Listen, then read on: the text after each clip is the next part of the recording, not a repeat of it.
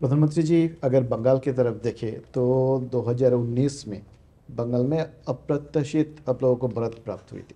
उसके बाद विधानसभा में सबसे बड़ा अपोजिशन बन के बीजेपी उठाए है। और अब बार बार बंगाल में आए, इस बार भी आ रहा है और काफ़ी भारी संख्या में लोग आ भी रहा है आपको देखने के लिए।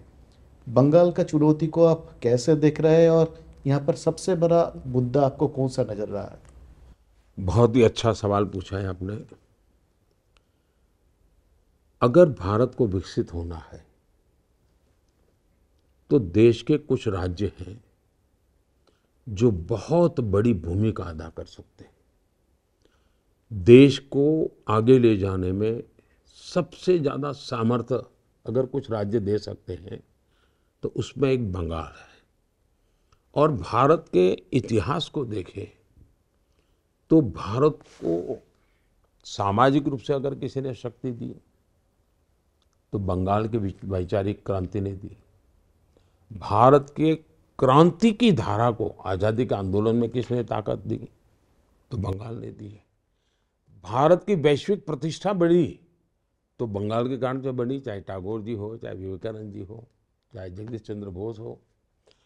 बंगाल का इतना बड़ा योगदान है जिसको दुर्भाग्य से पहले लाल वालों ने और अब टीएमसी वालों ने पिछले 50 साल में इस महान परंपरा को तहस नहस कर दिया है।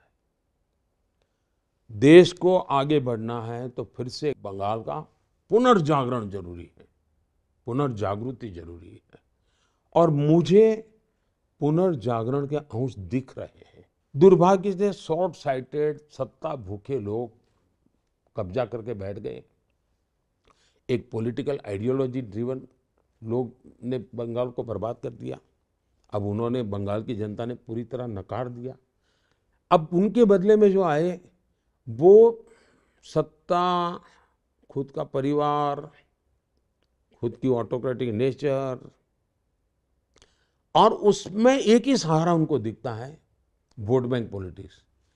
जिन घुसपैठियों के खिलाफ ममता जी ने पार्लियामेंट में शासक पक्ष में हिस्सा होने के बाद भी कागज उड़ा रहे थे, तूफान खड़ा कर दिया था। सोमनाथ चटर्जी के सामने तूफान खड़ा कर दिया था। वही ममता जी के लिए वो आज बहुत बड़ी सोने की थाली जैसे परोसा गया, वैसे हाथ में लग गया है। अब वो उन्हीं की रक्षा में लगे। उनकी वेलफेयर स्कीम भी सबका साथ सबका विकास वाली नहीं है। सिर्फ वोट बैंक को संभाल करके वो तिजोरी खर्च करेंगे तो वोट बैंक के लिए, बाकी कहते हैं, उनको लगता है वो तो मजबूरी है, आ जाएंगे। जब तक बंगाल को वोट बैंक की राजनीति के एक प्रकार से अत्यंत दुखदायक परिस्थिति से बाहर नहीं निकालेंगे और बंगाल की उस महान परंपरा और विरासत, और बंगाल के युवा में बहुत ताकत है जी, बहुत सामर्थ्य है, उसको अगर अवसर देंगे और किसी भी भेदभाव के बिना समाज के सब वर्गों को साथ लेकर के, तो बंगाल खड़ा हो सकता है। और आज बंगाल बीजेपी को स्वीकार कर रहा है। हम 2 या 3 एमएलए हुआ करते थे, आज 80-90 तक पहुंच गए हम लोग। हम कभी पार्लियामेंट के अंदर सोच भी नहीं सकते थे, आज हम सबसे बड़ी पार्टी बनकर के उभर रहे हैं। तो बंगाल ने दिल से बीजेपी को स्वीकार कर लिया है। वोट की दुनिया में अभी हमें कभी बहुत सारी कठिनाइयां आती हैं, लेकिन मैं मानता हूं कि जनता, हिंसा जिस प्रकार का वातावरण है, सबसे बड़ी चुनौती है। लोकतंत्र में सारे देश में अब शांतिपूर्ण चुनाव हो रहे हैं। देखिए, पहले 2 हुए, कहीं से हिंसा की, बंगाल के सिवाय कहीं से घटना ही नहीं आती थी।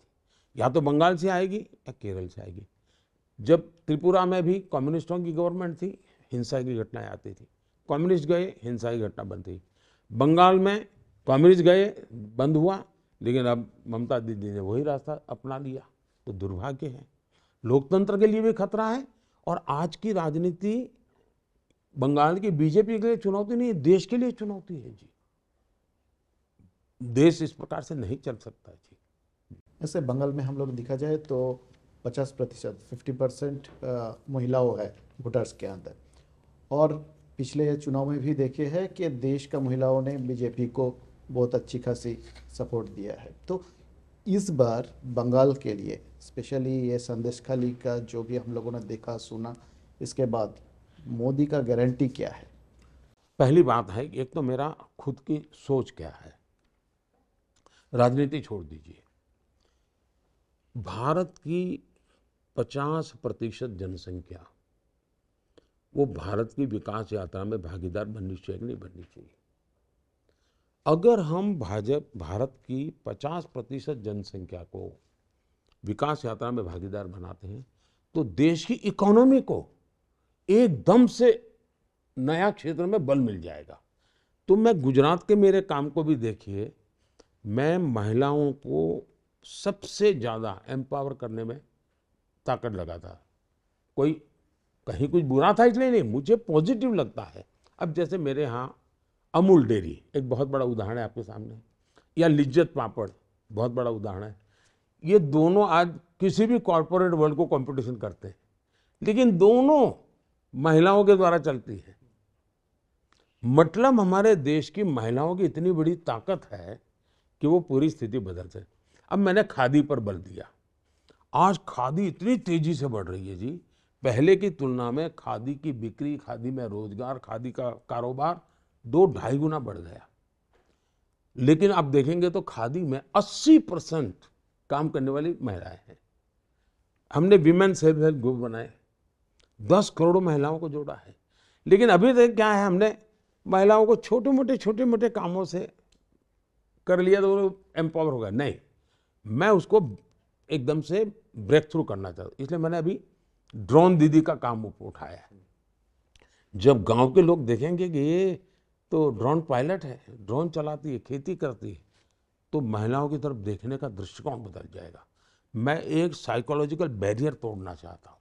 तो एक तो मेरा इन जनरल एक कमिटमेंट है। अब जहाँ तक बंगाल का सवाल है, मैं मानता हूँ कि सुरक्षा एक सबसे बड़ा गंभीर मसला है। जिस प्रकार से संदेशखाली की घटनाएं घटी और जो दबी हुई कोई माता बहन अपने व्यक्तिगत जीवन में बाहर खुलकर कुछ बोलने की हिम्मत नहीं करती है। संदेशखाली में जिस प्रकार से मैं उन माताओं को मिला था, आंख में से आंसू निकल आते थे, सुनता था तो दर्द होता था। और पॉलिटिकली शेल्टर मिले और उस प्रकार से व्यवस्था हो, तब जाकर के बहुत बड़ी चिंता होती। और सरकार किसी भी हालत में उनकी बात सुनने को तैयार ना हो। हमने एक बहन बिल्कुल झुग्गी झोपड़ी में रहती, रेखा पात्रा जी करके, उनको हमने टिकट दिया है। साहब देखिए कैसे लोग हैं। मैंने रेखा पात्रा जी को टिकट देने के बाद फ़ोन किया कि मैं मिला था पहले उनको। मैंने कहा दीदी आपके पास पैसे नहीं होंगे तो हम एक काम करेंगे, हम लोगों के पास जाएंगे और लोगों को कहेंगे कि रेखा दीदी के लिए 1 वोट तो देना है, लेकिन 1 रुपया देना है। तो मुझे रेखा जी कह रही है, नहीं साहब, मैं पैसा नहीं मांगूंगी, मैं पैसे नहीं मांगूंगी, मैं हाथ जोड़ के मांगूंगी कि वोट दो, मुझे पैसा नहीं चाहिए। साहब जिस बंगाल में ये नारी शक्ति हो, वो बंगाल देश को आगे ले जा सकता है। और इसलिए मैं मानता हूं कि बंगाल में नारी शक्ति, ये नारी के द्वारा उत्पीड़न जो चल रहा है, उसका जवाब भी नारी शक्ति देगी और दिखाएगी कि एक नारी सत्ता पर बैठी है और ये जुल्म हो रहा है, दुख उसका है महिलाओं को। कोई एक सरफरा पुरुष बैठा होता और गड़बड़ होती तो महिलाएं कहती ये तो निकम्मा है। कि एक नारी के रहते होता है तो लोग नहीं सहन करते, और उसके कारण पुरुषों के भी दर्द होता है, पुरुषों को भी दर्द होता है, ये कैसे चल सकता है जी। और उसके कारण बंगाल में मैं समझता हूँ एक बहुत बड़ा परिवर्तन, मैं बिल्कुल एक समय इंतजार कर रहा है, वो कुछ नहीं है जी, सब बना बनाया पड़ा हुआ है जी।